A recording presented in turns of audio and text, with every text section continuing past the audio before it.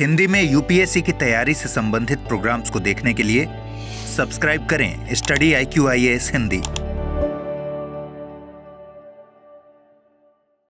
नमस्कार, कैसे हैं आप लोग? I hope all you are doing great. बच्चों, यूपीएससी सिविल सर्विसेज 2026 का ऑफिशियल नोटिफिकेशन आ चुका है।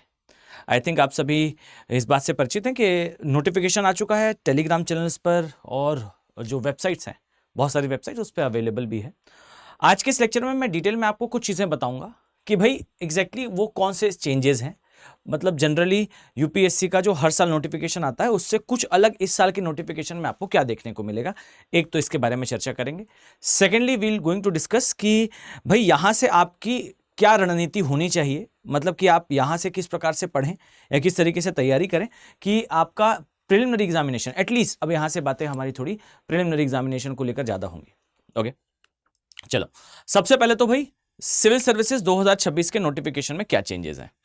देखो, ऐसे कोई सच ऐसा ब्लंडरस चेंज नहीं है, ऐसा कोई बड़ा चेंज नहीं है जैसा जनरली मैनिफेस्ट हो रहा है कि कोई बहुत बड़ा बदलाव कर दिया है यूपीएससी ने। सब कुछ सामान्य है, बस कुछ प्रोसीजरल चीज़ें बदली हैं, कुछ जैसे फॉर्म भरने में कुछ चेंजेस हैं। मैं उसके बारे में भी आपको थोड़ा सा डिटेल में समझा देता हूँ। देखो, सबसे पहले तो जो फॉर्म फिल करने का जो प्रोसेस है उसमें एक स्टेज एड ऑन हो गया है, और वो स्टेज है भाई कि आप जनरली जो अपनी पिक्चर, मतलब अपनी फोटो लेकर जो जाते हैं, उसके साथ आपकी एक लाइव पिक्चर भी, यानी कि आपकी लाइव फोटो भी कैप्चर होगी, और वो आपकी करंट फोटो जो होगी, आपकी प्रीवियस फोटो जो आप लगा रहे हैं उसके साथ ये मैच होनी चाहिए। फाइन, एक ये क्लॉज आपको दिखेगा। सेकेंडली आपको इसमें दिखेगा कि अब जो फॉर्म फिल करने की प्रोसेस है वो थोड़ा सा आपके लिए स्मूदर हो जाएगी, क्योंकि स्टेज वाइज, मतलब 1, 2, 3 और 4, 4 स्टेजेस में आपका फॉर्म फिल होगा।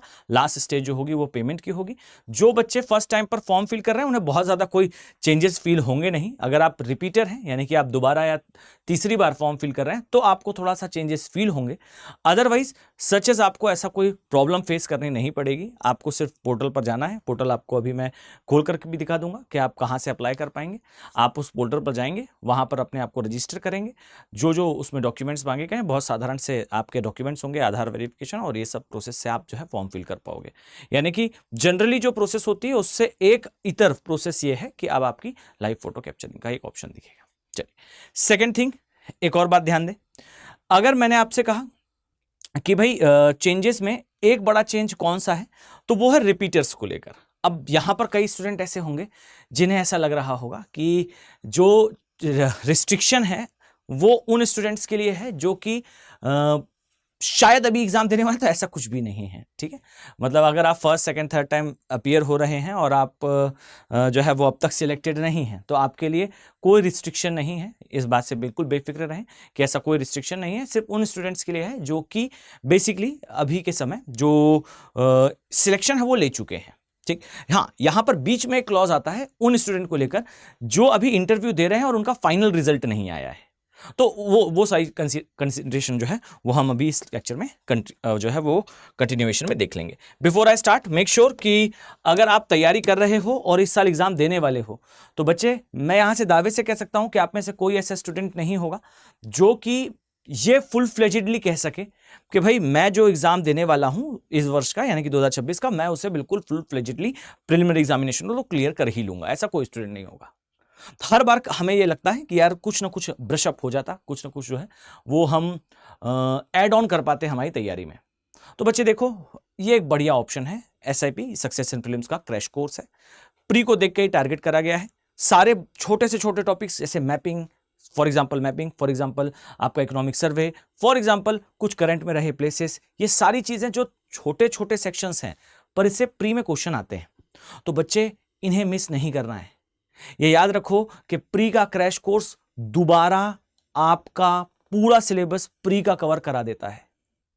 अगर आप अभी भी इस बात से थोड़े से सशक्त हैं, या फिर थोड़े से आप जो है असमंजस, मान लीजिए आप इस बात से सशक्त हैं कि आपको प्री देना ही है, गो फॉर दैट। अगर आप थोड़ा सा भी इधर या उधर जा रहे हैं, मतलब ऐसा लग रहा है कि यार हो सकता है कि मैं इस साल प्री दूं या ना दूं, तो आपके इस असमंजस को, आपके इस डिलेमा को ये कोर्स कंप्लीट कर देगा, मतलब आपको दूर कर देगा। आपको कुछ नहीं करना है, क्लासेस आना है, सारा रिवीजन आपको क्लास में कराया जाएगा। आपके लिए आगे की जर्नी स्मूथ होगी और थोड़ा सा आपके लिए आसान होगा रिवीजन। सिंपल, जस्ट आपको जाना है डिस्क्रिप्शन बॉक्स में, और डिस्क्रिप्शन बॉक्स में बच्चे लिंक दिया हुआ है, आप वहां से जाकर अपना जो कोर्सेस हैं उसके बारे में पूरी जानकारी लो, आराम से क्लियरिटी के साथ कोर्सेस में आओ और फिर अपनी जर्नी को आराम से परस्यू करो। ठीक है, चलो अब जरा मैं आपको कुछ चीजें और बता दूं। जैसे फॉर एग्जाम्पल जो रिस्ट्रिक्शन है वो जैसा मैंने कहा कि सिर्फ उन कैंडिडेट्स के लिए है जिनका ऑलरेडी सिलेक्शन हो चुका है।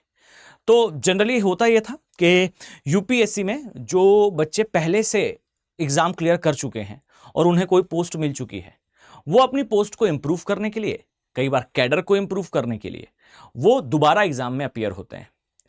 अब यूपीएससी ने कहा है ये नहीं चलेगा। अब इससे एक फायदा जरूर होगा। अब वो फायदा क्या है? वो उन बच्चों के लिए है जो कि फर्स्ट सेकंड थर्ड टाइम पर अटेम्प्ट दे रहे हैं, यानी कि वो रीअपीयर जरूर हो रहा है पर उनका सिलेक्शन अभी हुआ नहीं है। अब जिनका सिलेक्शन हो चुका होता है वो जब अपीयर होते हैं तो वो एग्जाम को थोड़ा सा कठिन कर देते हैं। अब इस समस्या का इलाज ये करा गया कि देखिए जो स्टूडेंट्स पहले एग्जाम दे चुके हैं और सिलेक्टेड है, मतलब वो स्टूडेंट नहीं है, वो ऑफिसर्स हैं, तो बच्चे देखिए आईएएस और आईएफएस, इंडियन एडमिनिस्ट्रेटिव सर्विसेज और फॉरेन सर्विसेज के जो कैंडिडेट्स होंगे, जो सिलेक्टेड कैंडिडेट्स होंगे, वो दोबारा एग्जाम में अपीयर नहीं हो पाएंगे। अब ना ही वो, अगर आप मान लीजिए 2000 उनका जो है वो 25 का रिजल्ट आया था, वो सिलेक्टेड थे, अब वो इस वर्ष भी एग्जाम फॉर्म फिल कर रहे थे शायद कैडर इंप्रूवमेंट के लिए, तो अब वो नहीं दे पाएंगे, प्री भी नहीं दे पाएंगे। आप जो है आपके लिए आगे की यात्रा समाप्त है। नाउ सेकेंड स्टेज ये है कि जो बच्चे 2026 का भी एग्जाम दे रहे हैं और उन्हें नहीं पता कि वो आगे जाकर सिलेक्ट होंगे या मे भी ना हो, फाइन, तो उस कंडीशन में क्या होगा? तो आप प्री दे सकते हो, आप मेंस भी दे सकते हो। अगर मेंस तक रिजल्ट आ जाता है, आप सिलेक्ट हो जाते हो, आप आगे जो है वो प्रोसीजर नहीं करेंगे। पर अगर आपका प्री क्वालिफाई, मान लीजिए फाइनल रिजल्ट में आपका नाम नहीं आता है, तो कोई बात नहीं, आप पूरी जो है वो जर्नी प्ले करिए, अपना सिलेक्शन इंश्योर कीजिए।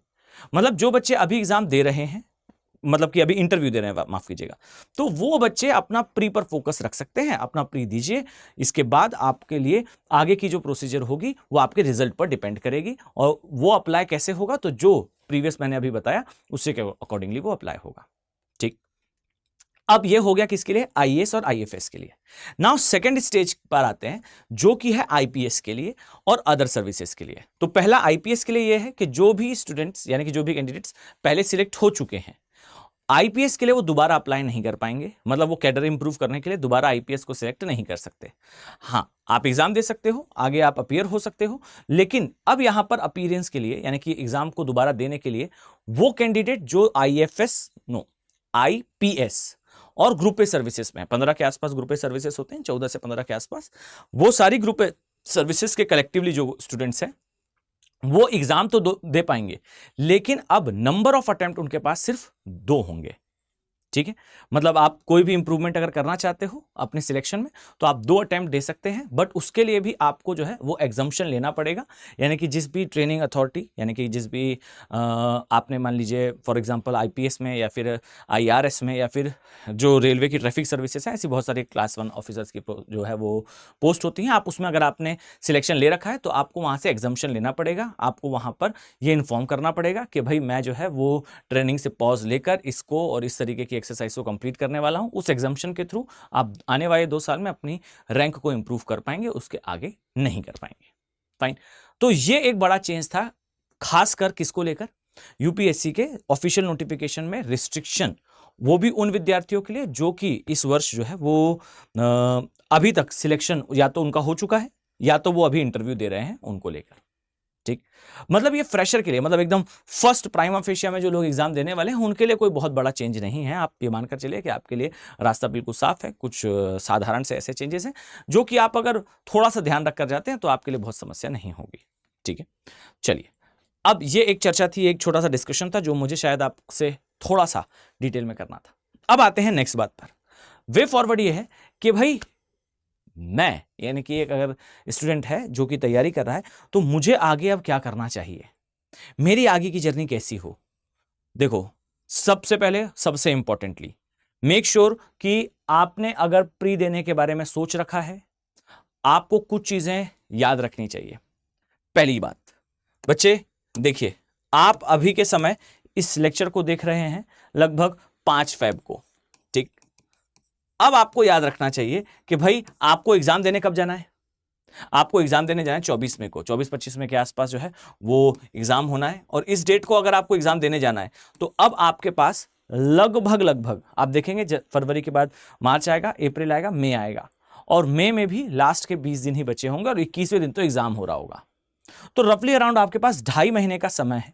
मैं उस आखिरी के समय को एग्जम्प्ट कर दूं तो, उससे अलग कर दूं तो बच्चे देखो 2.5 महीने के अंदर आपको तैयारी अगर कंप्लीट करनी है अपनी, तो अब आपको ये ध्यान रखना है कि आपकी पहले से कुछ चीजें तैयार होनी चाहिए। फर्स्ट, जब सबसे इंपॉर्टेंट बात आती है वो ये है कि आपके जो बिग 4 सब्जेक्ट्स हैं, history, geography, polity, economics, rock solid होने चाहिए, और एटलीस्ट उसमें से 2 ऐसे होने चाहिए जिसके सारे क्वेश्चन आप प्रिलिमिनरी एग्जामिनेशन में अटेम्प्ट करने वाले हो। अगर ऐसा नहीं है, आप दोबारा विचार कीजिए कि आपकी तैयारी ठीक से हुई है या नहीं।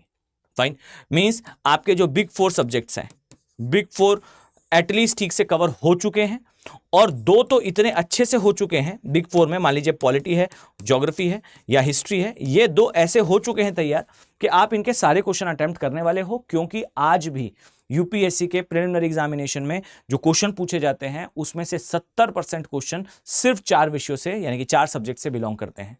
हिस्ट्री, ज्योग्राफी, पॉलिटी, इकोनॉमिक्स 60 तो हमेशा होंगे ही, और अगर आपने साइंस एंड टेक को मिला लिया तो 70 होना तय है।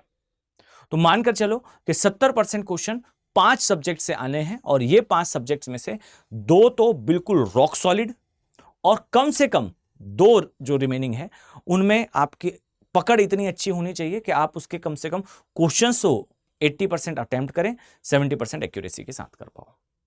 अगर ऐसा है तो फिर आप तैयार हो। अब आप कहें कि सर ऐसा नहीं है, लेकिन पेपर तो इसी साल देना है, अब इसके लिए क्या आप कर सकते हैं? तो इसके लिए मैंने आपको बताया कि देखो बच्चे, आपके पास बहुत सारे ऑप्शंस अवेलेबल होते हैं। अगर आप इस लेक्चर को देख रहे हो तो जरूरी नहीं है कि आप सेल्फ स्टडी करने वाले ही विद्यार्थी हो सकता है आपने किसी और संस्थान से तैयारी की हो सकता है कि आप सेल्फ स्टडी करते हुए अधिकांश पोर्शन कंप्लीट कर चुके हो, इसमें कोई दो राय नहीं है, ये संभव है। लेकिन अब समझो कि आपको आगे अगर जाना है और ये आपकी प्रॉब्लम है, तो आपको क्रैश कोर्स, यानी कि कोई ऐसा कोर्स जो कि आपको पूरा आप कह लीजिए ब्रॉडर सेंस में सारी चीजें कवर करा दे, वो भी सीमित समय में, वो आपको फिर जो है वो, जैसे स्टडी आईक्यू का मैंने अभी कोर्स बताया, एसआईपी का कोर्स, ये आपको अवेलेबल मिल जाएगा। जस्ट आपको इसके साथ अपनी रिवीजन को कंप्लीट कर लेना है, it will be a grateful thing. ठीक है, तो ये एक बात हुई जो आपको कवर करना चाहिए।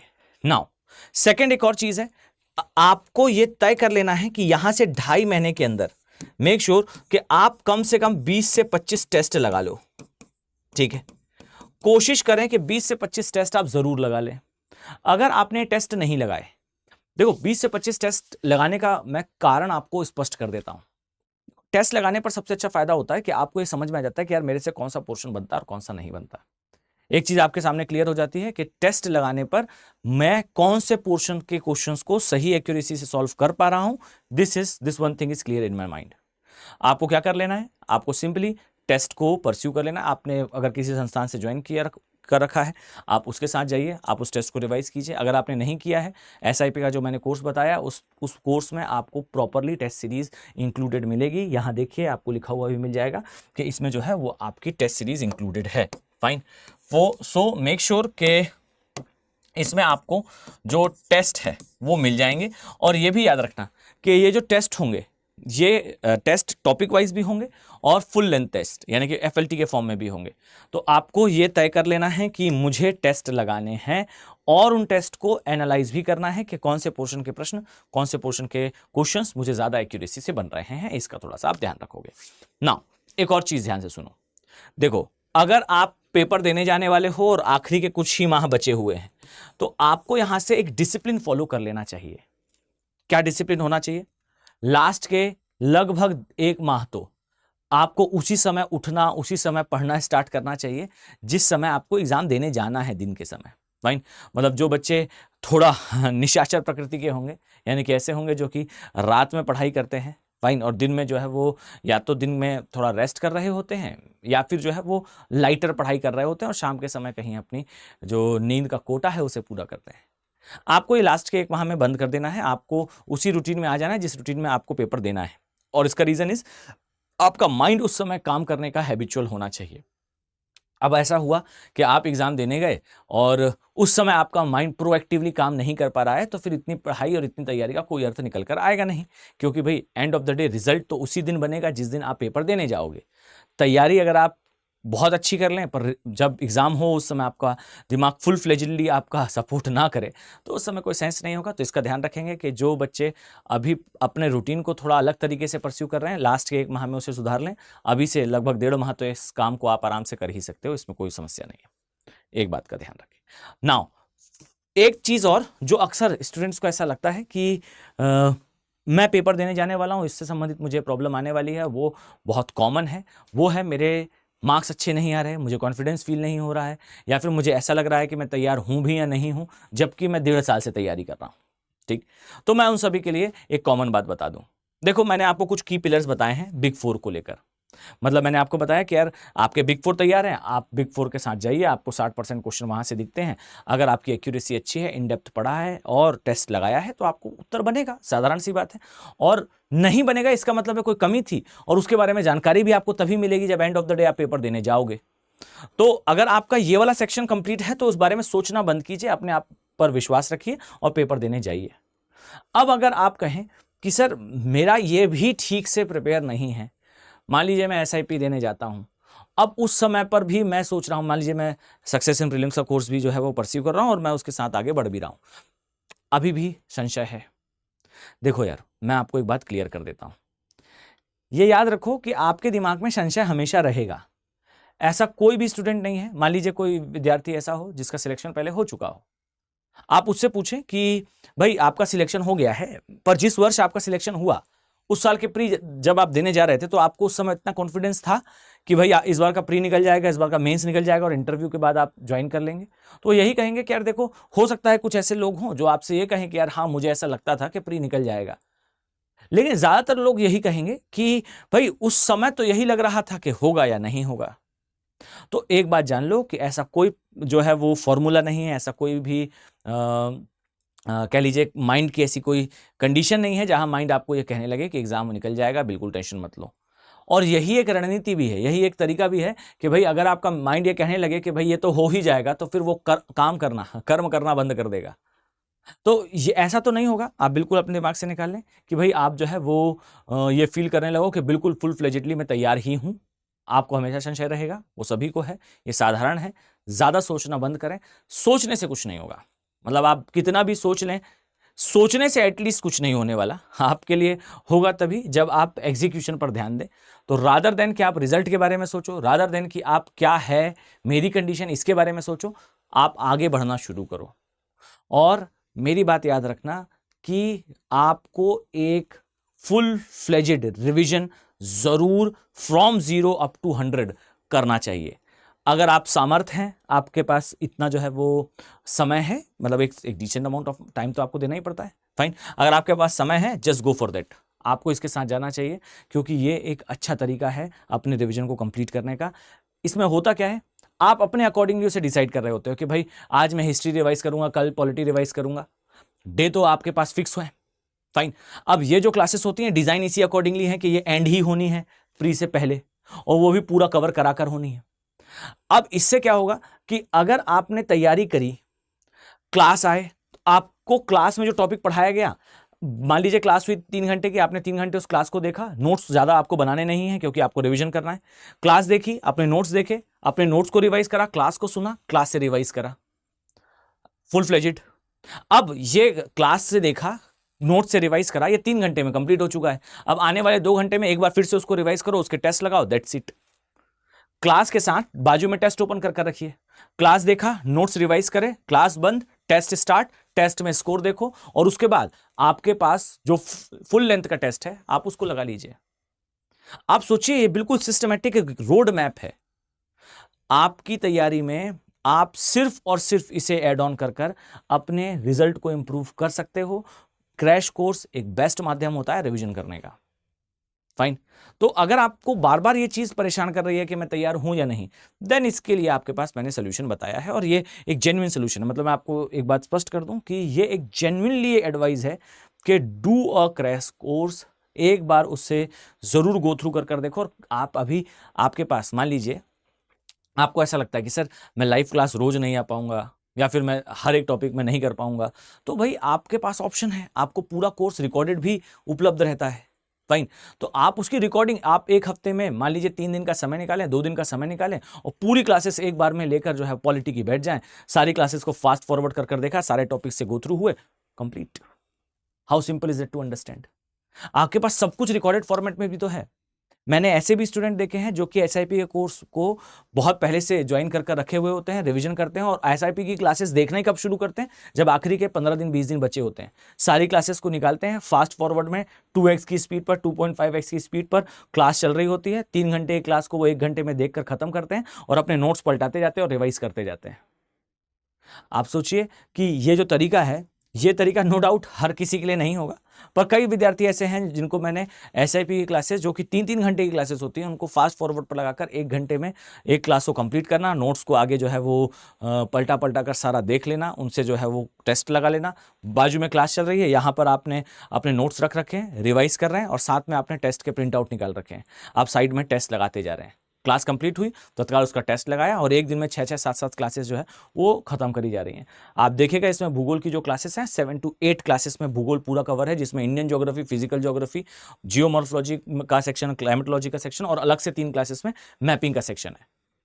साथ मतलब अगर आप इसे फास्ट फॉरवर्ड में लगाकर भी देखते हो तो आप एक दिन में पूरी ज्योग्राफी फुल फ्लेजेड रिवाइज कर लोगे, एक एक कोना उसका। So this is called crystal clear preparation. तो अगर आप चाहते हो इस तरीके से पढ़ना, देन क्लासेस अवेलेबल हैं।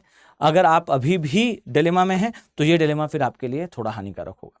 फाइन, तो मैंने आपको जो चेंजेस है ब्रीफली मैंने वो चेंजेस जो है वो आपको बता दिए हैं। साथ में मैंने आपको ये भी बता दिया है कि मैं आपको एग्जाम को लेकर यहाँ से किस प्रकार से जो रणनीति है उसे बनाना चाहिए। 26 के एग्जाम की हम बात कर रहे हैं। अगर कोई बच्चा ऐसा है जो 27 का एग्जाम देने वाला है, तो बच्चे देखो 27 में पेपर देना है अगर, तो 27 के लिए अपने आप को तैयार कर लो। 27 के लिए तैयार करना है तो सबसे पहले आपके लिए देखिए, प्री की चीज़ें तो जो मैंने बताई वो आपको अगले साल सेम इस समय पर करनी है। उसके पहले मेंस की सारी चीज़ निपटा लो और सबसे इंपॉर्टेंट है आपका ऑप्शनल। आप ध्यान दीजिए कि 27 वाले अगर आप विद्यार्थी हैं तो वेट मत कीजिए, अपना ऑप्शनल डिसाइड कीजिए। और अगर आप मुझे सुन रहे हो तो मैं मान कर चलता हूँ यार कि आपको ज्योग्राफी में इंटरेस्ट है, तभी आप मुझे सुन रहे हैं, ठीक है। मतलब मेरे जो लेक्चर्स हैं शायद आप उनसे गो थ्रू होकर गए होंगे, आपने उस सब्जेक्ट को समझा होगा। समझा है, तैयारी करना चाहते हो तो geography optional is waiting for you. फरवरी माह का बैच शुरू हो रहा है, टाइम वेस्ट मत करो, जितना ज़्यादा समय लगाओगे आगे उतना ही ज़्यादा हासिल होगी। अब सोचिए उन विद्यार्थियों के बारे में जिन्होंने अक्टूबर, नवंबर या दिसंबर में ऑप्शनल ज्वाइन करा है और उन्हें 26 में पेपर देना है।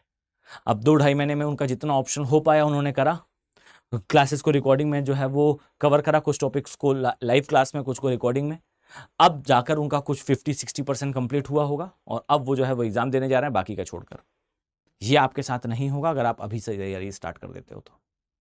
सो ये कुछ जानकारी थी जो मुझे आप सभी को देनी थी। अगर आप 27 के विद्यार्थी हैं, 27-28 के लिए ऑप्शन के बैचेस इनमें एडमिशन चालू हो चुके हैं। 26 के विद्यार्थी हो, ये आपके पास है। आपको मेरा टेलीग्राम चैनल अभिनव बोहरे ज्योग्राफी मिल जाएगा। कुछ नहीं करना है, वहाँ जाकर टेलीग्राम से आप जो है वो लेक्चर्स की अपडेट तो ले ही लेंगे। साथ में आपको अगर मान लीजिए नोटिफिकेशन से रिलेटेड कोई प्रॉब्लम आती है, फॉर्म फिलिंग से रिलेटेड कोई प्रॉब्लम आती है, वहाँ आप मुझे मेंशन कर सकते हैं, मैं आपको डायरेक्टली वहाँ असिस्टेंस प्रोवाइड कर दूँगा, ठीक है। चलिए, अपने स्वास्थ्य का विशेष ध्यान रखो, बहुत अच्छे से पढ़ाई कीजिए, स्वस्थ रहिए, मस्त रहिए। Thank you, have a nice day. Hindi में यूपीएससी की तैयारी से संबंधित प्रोग्राम्स को देखने के लिए सब्सक्राइब करें स्टडी IQ IAS हिंदी।